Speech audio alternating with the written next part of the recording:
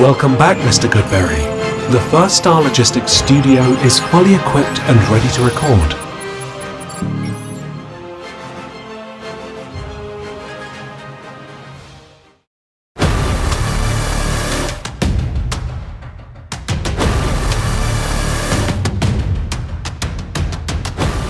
Welcome back to Bengals on the Brain, presented by First Star Logistics. I'm your host, Joe Goodberry, and this is episode 98.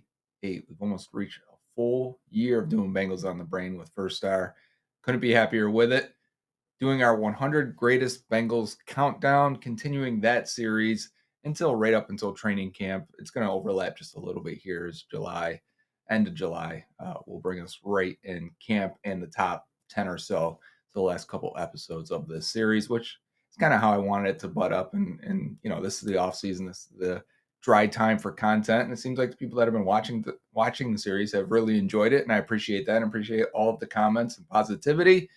I have to give a shout out. Someone asked, hey, I see you're pulling all these clips, gathering all these clips. It must take a bunch of time.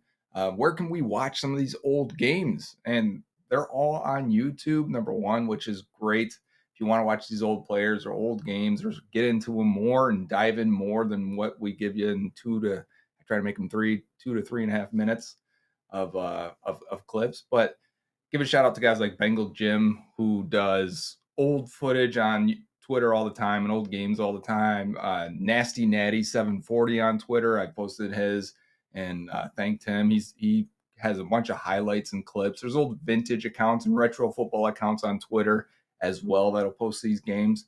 So it makes it very easy for me to pull from them and gather clips and cut them into what I want to show and talk about for each player. So that makes the process so much easier for me. But I will say, hey, if you're an aspiring content creator, there are no highlights for offensive linemen. So you can make a ton of offensive line highlight reels and you'd be the only one doing it, which is a key in cornering the market. So we're going to continue this series between number 60 and number 53. Two of my favorite players bookending today's episode. 60 is one of the best number 2 receivers the Bengals have ever had and just represents a time when it was fun to be a Bengals fan in the dark 90s days. And then 53 would be one of my favorite players that I've ever scouted personally and had a great evaluation of and thought he'd be a great player. And the Bengals took him, and I was very excited for that. But 60, maybe the best number 2? No, I wouldn't say that. We've got a better number 2 coming up on this list eventually. Maybe a couple more. Doesn't matter. Number 60 is Darnay Scott. Wearing 86 is the second-round pick in 1994 out of San Diego State, Darnay Scott. Can they get up? Jeff Blake, who ripped him for close to 400 yards at Three Rivers last year. The only thing is the ball almost went out of the top of the screen. Darnay Scott on a beautiful play, 76 yards, 7-0. 3rd and goal from the 5. Fade to Darnay Scott, who pulls it over the shoulder. Touchdown, 10-7 Bengals. Brown. Klingler going deep. Wide open. Touchdown, Cincinnati. 3. John Kitna passing, goes up the sideline. Darnay Scott! Caught! Holy mackerel! Great concentration by Darnay Scott. A gain of 33. Blake to put it up. Second pass of the day. Airs it out. Darnay Scott. He's gone. Touchdown, Cincinnati. The first time wasn't a fluke. Blake stunned the Cowboys yet again. Steps through pressure and throws deep. Down the middle of the field. Wide open is Scott. He's got it. And he's in for the end zone. And the touchdown. Unbelievable. Again, Blake and Scott. In his 7 years in Cincinnati, Darnay Scott would play in 109 games, starting 103 between 1994 and 2001. The deep play receiver would average 15.5 yards per catch, a career high as a rookie, 18.8 yards per catch. But he would in total see 741 targets, catching just 386 for 5,975 yards and 36 touchdowns. Scott was very steady over their 7 years for the Bengals, basically averaging 800 yards a season every season. If you look at his numbers, 866, 821, 833, 797, 817, 819, but his best season came in 1999, where he saw 123 targets, catching 68 for 1,022 yards and 7 touchdowns. At the core of this resurgence was Blake and Pickens. And don't forget rookie Darnay Scott, who, when not catching his fair share of Blake bombs, was throwing his own.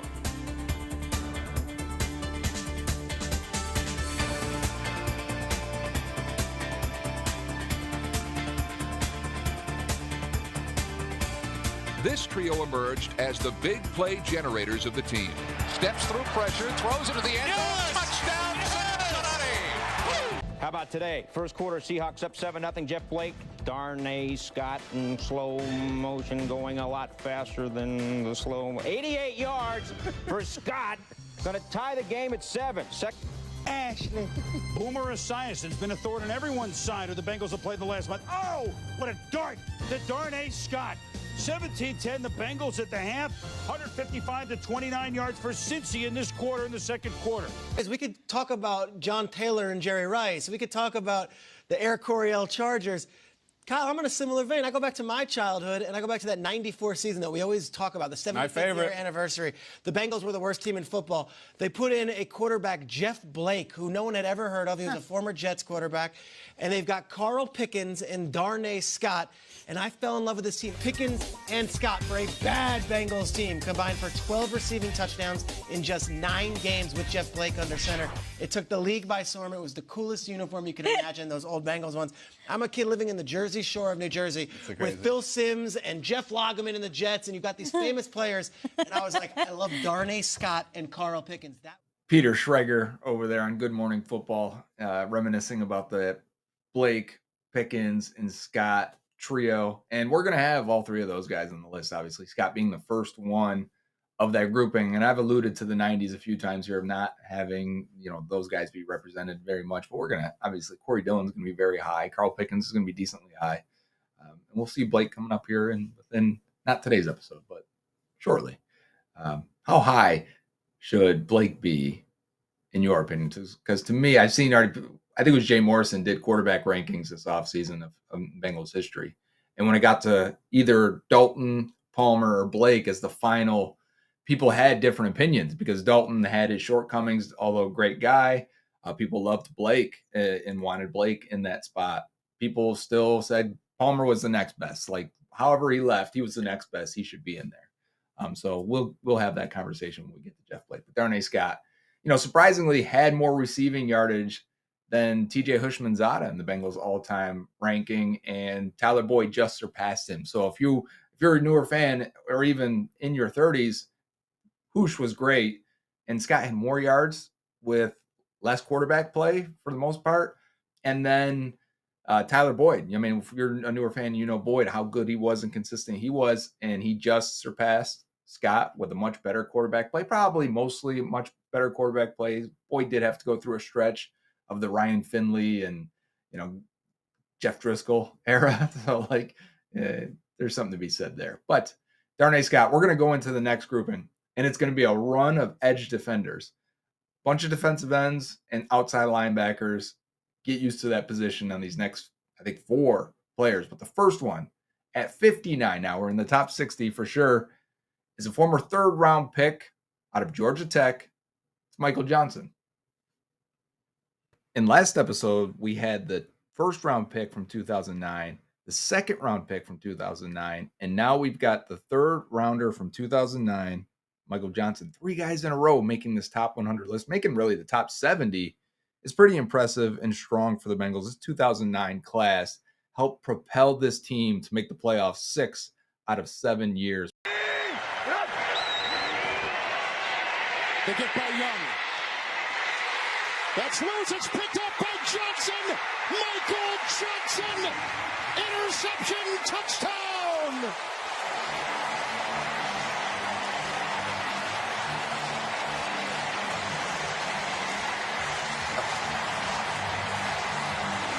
Michael Johnson being a big part of a defensive front that was really, really good. He's the first one we're going to see of 4 players, all from that starting defensive line.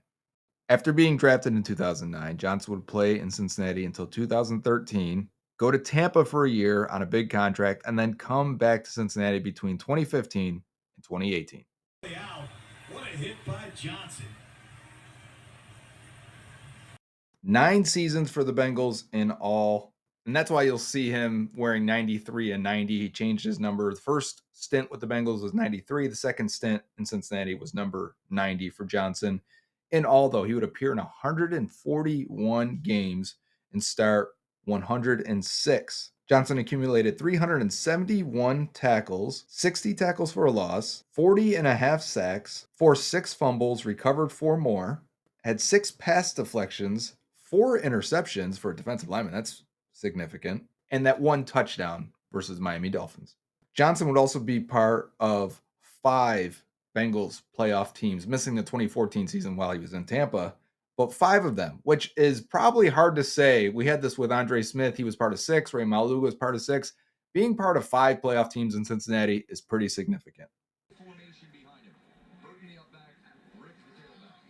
Johnson was equally good against the run as he was the pass, plus the pass deflections, interceptions, versatility. You could kick him inside, outside. He played some outside linebacker for the Bengals when they were figuring out what he was going to be. All of 6'7" with an impressive wingspan and arm length and just chiseled frame. The guy is who you bring off the bus first. And he routinely found a way to make a play when the Bengals needed him. As he got older and a little bit stiffer, some of that athleticism was sapped a bit. Was still a very, very good run defender in his final few years with the Bengals, and they needed that. I mean, they had Geno Atkins on the defensive line, Carlos Dunlap, that were racking up sacks. Johnson played his role really, really well. When you're the 3rd best pass rusher in the trio, we don't need you to be great. We need you to be steady and consistently good, and I would say Michael Johnson was exactly that. Each year, the NFL nominates 32 players, 1 from each team, for the Walter Payton Man of the Year Award, which not only recognizes great play on the field, but community service. And it's our honor to present this year's award to Bengals defensive end Michael Johnson. Thank you so much. Congratulations. Well earned. Appreciate it. Well deserved. And keeping with the defensive end, edge, outside linebacker trend that we'll have here, is another player that crossed over with Michael Johnson, was on many of the teams Johnson was a part of as well. And it's not Carlos Dunlap, who will be much higher on the list. This guy was more of a Carson Palmer era, but did finish his very long career in the Andy Dalton era as well. And it's at 58, Robert Geathers.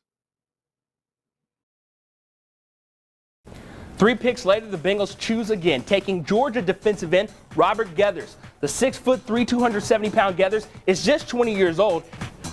Robert Geathers from Georgia, defensive end.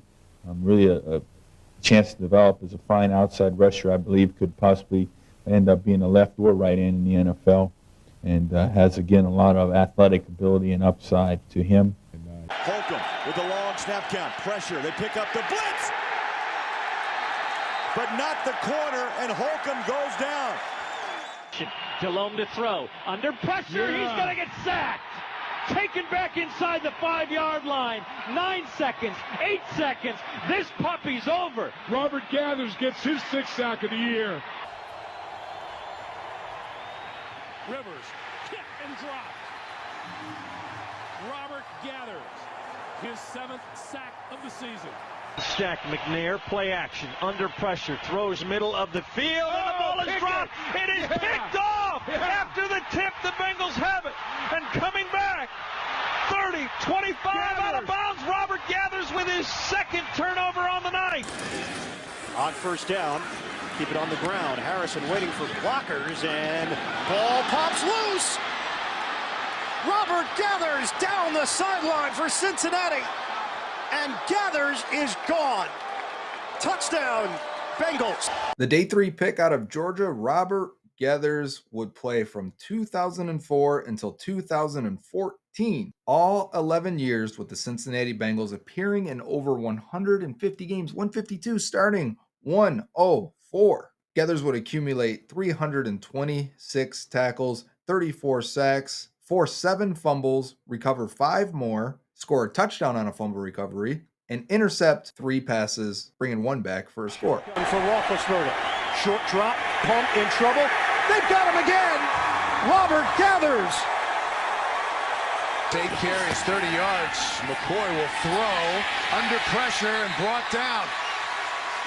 Robert Geathers with the sack. Locker wants it, gets it, drops to the end zone, steps to the goal line and throws. It is picked off. Bengals have the ball at the 16-yard line. Robert Geathers back healthy and doing damage. From the 33-yard line, Brady now on play action, under pressure, and this time they get to him at the 25-yard line. He gets sacked by Robert Geathers. 2 defensive ends down, and we're going to go to the generation before that now. So we've had someone from 2004 to 2014. We had 2009 Michael Johnson, the 2018 I think that was, and then we have now another, not a defensive end, listed as outside linebacker, but I think in today's world, we just call him an edge defender because he pass rushed so much and so often in that Bengals defense. From 1990, probably the biggest representation of the 90s here. From 1990 to 1999, it's outside linebacker James Francis. Third-year star James Big Cat Francis is a #1 draft pick who continues to get better at outside linebacker. His spectacular performance against Detroit earned him honors as AFC Defensive Player of the Week. Great athletic move by James Francis right there. And the Big Cat, he's got 3 quarterback sacks, 2 interceptions. He's forced 2 fumbles, recovered 2 fumbles. That's what they want out of Big Cat. Another 9-year player in Cincinnati, 133 games, starting 129. By 3, then the Lions by 6 when the defense scored the team's only touchdown. Oh, looking, hit as he threw. Intercepted by Francis. He has wide open field in front of him. James Francis will go in for the score. Touchdown, Cincinnati. Wow. He's been the Bengals' only offense today. They were a greedy group, twice stripping Seattle of the ball, like number 50 James Francis does here. Both fumble recoveries were returned for long scores. Go! Picked up by the Bengals. Go They're going to take it. It's the Bengals football. Bentley at the midfield. Francis would rack up 556 tackles for the Bengals, 33 sacks, force 11 fumbles, recovering 8 fumbles himself for 3 touchdowns. And he would also snag 11 interceptions, returning 3 of those for touchdowns. So 6 defensive touchdowns for James Francis. Cincinnati's comeback came against Cleveland. A vicious pass rush produced 4 sacks, but it was a valiant goal line stand that saved the game. 9 seconds to go. The Browns will go for it. Tomczak under center takes. Hands to Mack. Mack to the goal line. No! He has been stopped. No! He did not get in the end zone. What a momentum boost this is. Audience. Cincinnati outgained the Niners and controlled the football by a wide margin. The same script was followed early in the 4th quarter. Holcomb's pass is tipped. James Francis is there to intercept at the Bengals' 35-yard line. The 12th overall pick in the first round of 1990 out of Baylor, Francis would make the Pro Football Writers Association All-Rookie Team in 1990. And because he played till 1999, we've already seen one linebacker of that grouping, Brian Simmons, in last episode. It would be a linebacker group of Francis, Simmons, and Takeo Spikes all together in those last few years. The Oilers, allowing only 2 field goals. But and back is Chandler to toss. Sets at the 30. Right side fires. Picked off Francis, 40-yard line. Down the sideline, James Francis, 20, 15, 5, touchdown. Man, James Francis picks it off and runs it into the house. And the Bengals see their lead increase. He's back there to throw it. Looking, goes over towards the intercept. What a call! Easy touchdown by Francis. James Francis picked off that flat pass. He put it up above his head because he knew there was nobody anywhere near him. And Francis has about 8 guys on top of him down in the end zone. That's linebacker James Francis coming in at 57 of the 100 greatest Bengals. Next on the list, jumping right in, number 56, another defensive end, one of the most underrated players in Bengals history, Ross Browner. Ross Browner, the great All-American from Notre Dame. The first round pick, 8th overall in the 1978 draft, Ross Browner would play for the Bengals between 1978 and 1986. He's a member of the Bengals' 40th anniversary team and made the Pro Football Writers Association All-Rookie Team in 1978. Browner was a highly decorated prospect coming out of Notre Dame. We're talking about the Maxwell Award winner, 2-time national champion, Lombardi Award, Outland Trophy Award, Lineman of the Year, unanimous All-American, 2-time big-time player at Notre Dame, and a member of the College Football Hall of Fame. Oh, he hit him from the blind side. Barkowski never saw him as Ross Browner showing why he was picked on that first round. Boy, he came through untouched. Yeah, it looked like a screen. He got in there so fast that time. And Mike Ken, number 78, was supposed to be blocking him on the play, but he didn't. And as a result, you saw what happened. Barkowski to throw on first down. Browner's got it. Boy, did you see Browner fight that blocker off, and one big arm reached up and down him. Boy, he's so quick and alert. Watch Browner. He gets a piece of the tackle. Gets to the outside and throws down Barkowski. Beautiful play by Ross Browner. In all, Browner would play 9 years for the Cincinnati Bengals, appearing in 127 games, starting 121. He would accumulate 61 and a half sacks, recovered 10 fumbles, and recorded an interception. Browner was a part of the playoff teams in 81 and 82, appearing in 4 games. He recorded a sack and a fumble recovery in the 81 playoffs. Browner's 61 and a half career sacks ranks 5th all-time on the Bengals list. Browner's got him, spins him around, and down he goes, back at the 37. Ross Browner, who leads his team in sacks. All they did was shatter Cleveland's first scoring threat.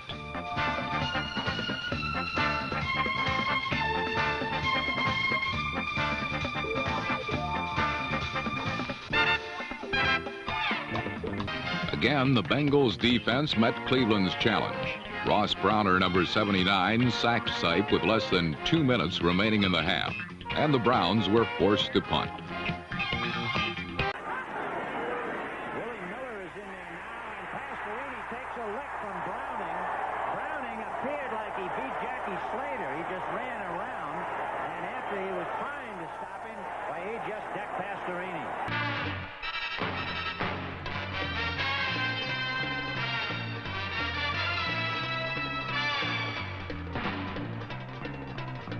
Joining the pass-rushing fray are veteran ends Mike St. Clair and Gary Burley, and linebackers like Bo Harris and Glenn Cameron. On with all the starters, and they have the lead in this game. Cooper is dropped by Ross Browner for a loss.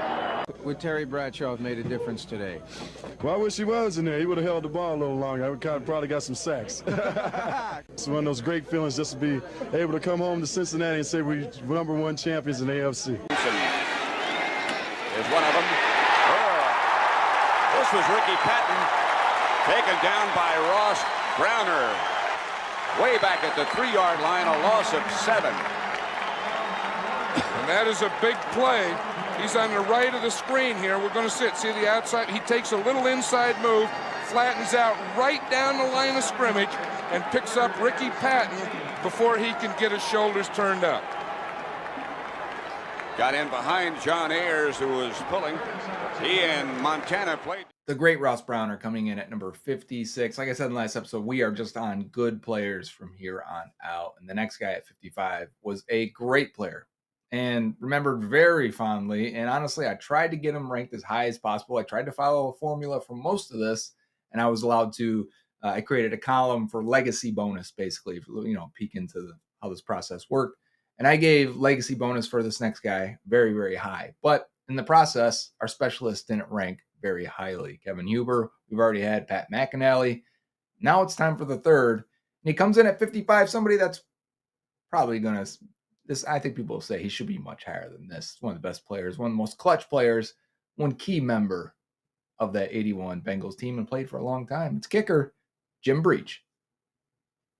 8th round pick by the Detroit Lions, started his career with the Raiders in 79 and then with the Bengals from 80 to 1992. So both Super Bowl teams. I should have said that. Jim Breech, huge, big time clutch kicker, especially in the playoffs and overtime where he was perfect. Jim Breech ready to try a long-distance hit. This will be a 53-yard field goal attempt with the game tied 7-7 in the second quarter.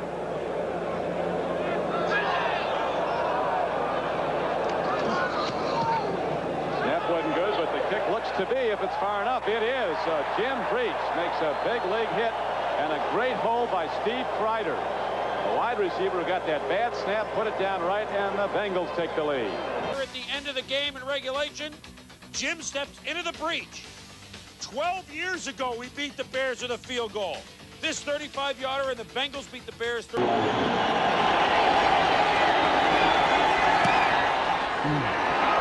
He's done it. The Bengals in overtime. From the 3, and Jim Breech is in the game. They want to go ahead and finish. I don't know. I still believe in taking one more shot at the field goal before you do at the touchdown before you do this. Breech is a member of the Bengals' 50th anniversary team. In total, he made 273 kicks for the Bengals. He's their leading scorer of all time. He was the leading scorer in the league during his time, scoring 1,246 total points in his NFL career. And so Breech with Schoner holding will try from just outside the 10-yard line, just over a 20-yard attempt. Almost like an extra point.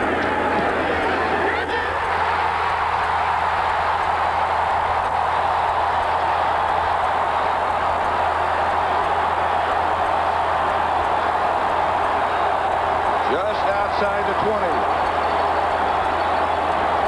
This culminated with Jim Breech's foot-stinging field goal. Like Anderson, Breech successfully challenged the winds that screamed in his face. In Breech's 2 Super Bowl appearances, he was perfect in both games, never missed a field goal or extra point. In Super Bowl 23, he had a chance to be Super Bowl MVP.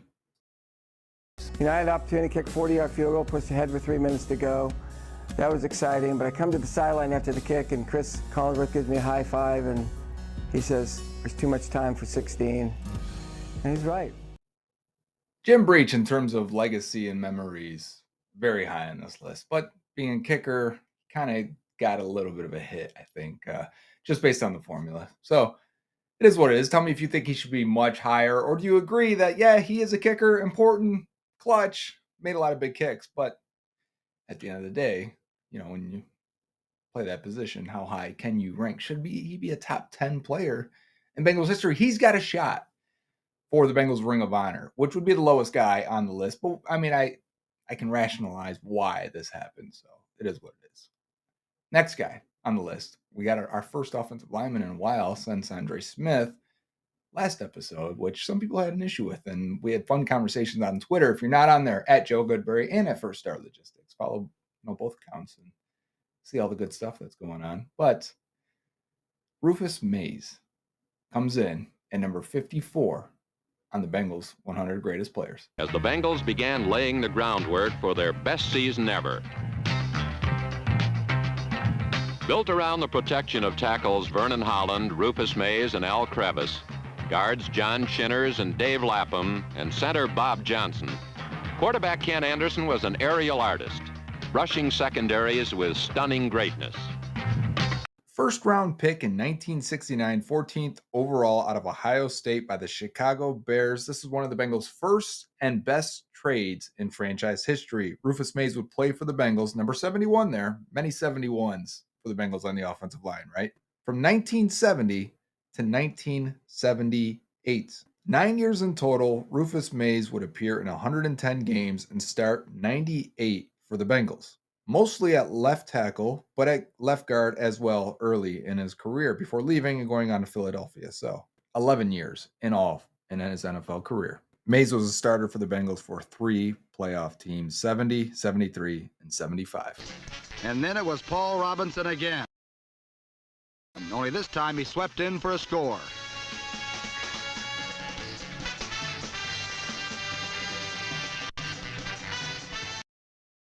And another touchdown by Bob Trumpy, number 84, gave the Bengals their second victory in a row.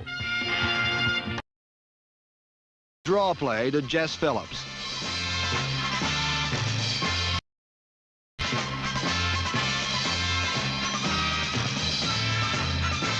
Later, Phillips said, quote, "We all sort of flinched when that play came in from the sideline, but it was the Raiders who flinched at the final score." Then followed a block by number 71. Former Chicago Bear Rufus Maize, and the Bengals had scored again. The offensive line of Bob Johnson, John Shinners, Howard Fest, Rufus Maize, and Vern Holland completely controlled the football game, allowing Curtis and Anderson to operate up and down the field.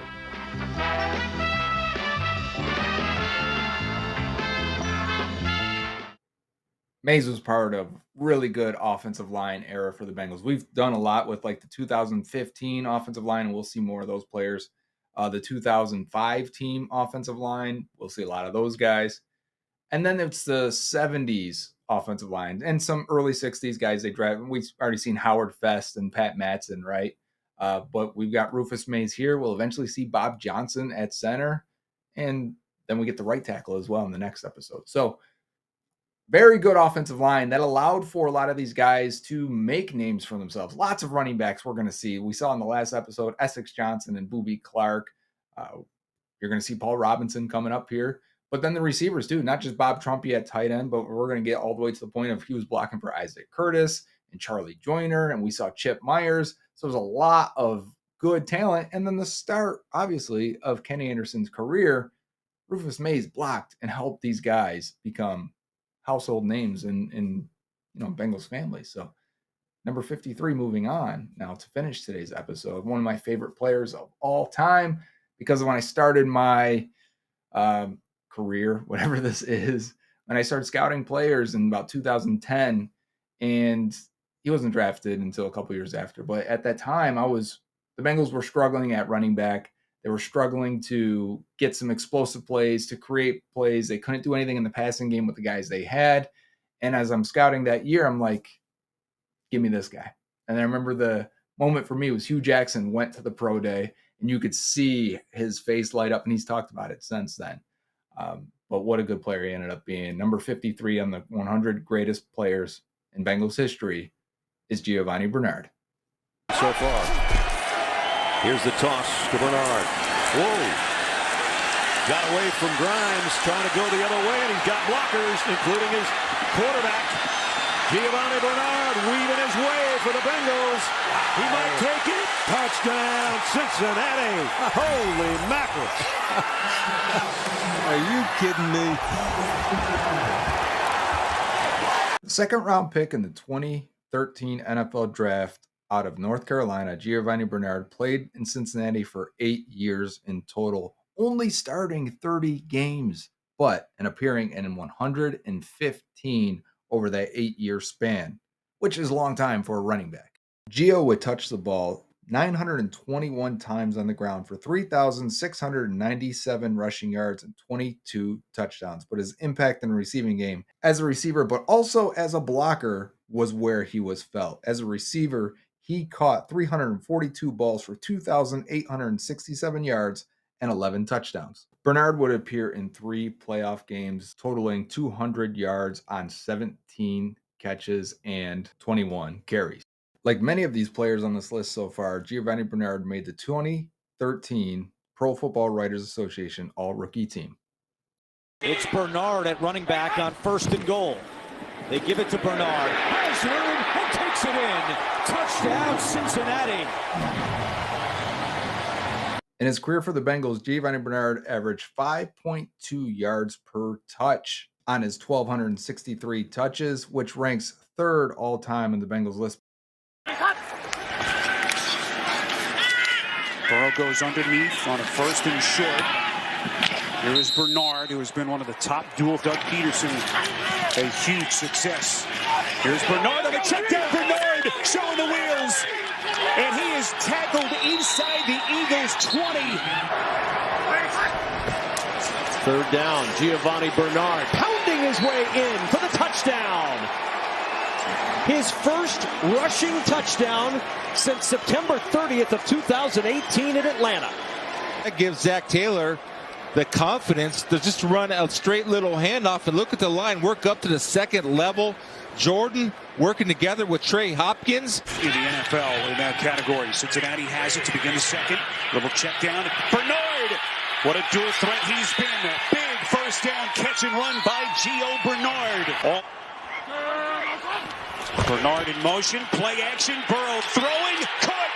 Bernard! Touchdown! And Cincinnati punches back. Joe Burrow in Cincinnati protecting a 3-point lead. Here is Bernard. Bernard breaking free, close to the 40 off the clock, and really decreasing your chances of taking a shot to the end zone. Bernard right on cue, and he's in for the touchdown. Trying to build on a 10-point lead. Second and goal. Burrow near side. Bernard touchdown. Brown is ready to play. He's looking inside.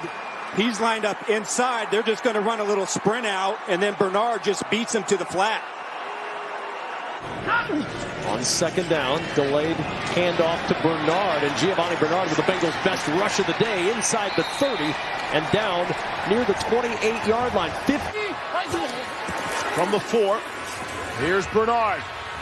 Tries to shake, and he's into the end zone. Touchdown, Cincinnati Bengals. This Saturday, day after Christmas. 26 on the 26. Here's Bernard, still on his feet. Touchdown, Bengals. Well, watch the center here pick up the blitz on the interior. That's Trey Hopkins. Picks it up, and Finley's able to stand in there and at the very last moment get the ball to Bernard. And a miss. Let's get another one in the win column. Let's do what we do. Stay together, stay as family, man. Family on me, family on 3. 1, 2, 3. Giovanni Bernard, 6,500 offensive yards from scrimmage, and his career with the Bengals ranks 10th on their all-time list. That's ahead of a lot of guys that you'll see even ranked higher.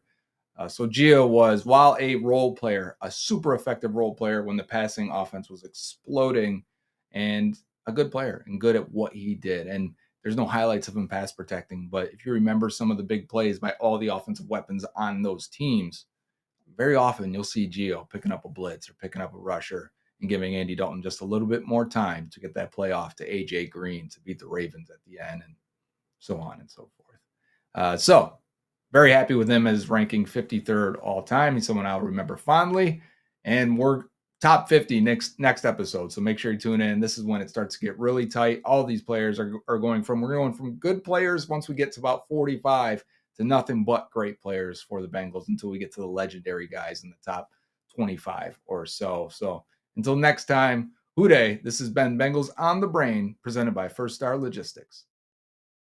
Dave Lapham here, and every day I am grateful for my experience to have played professional football.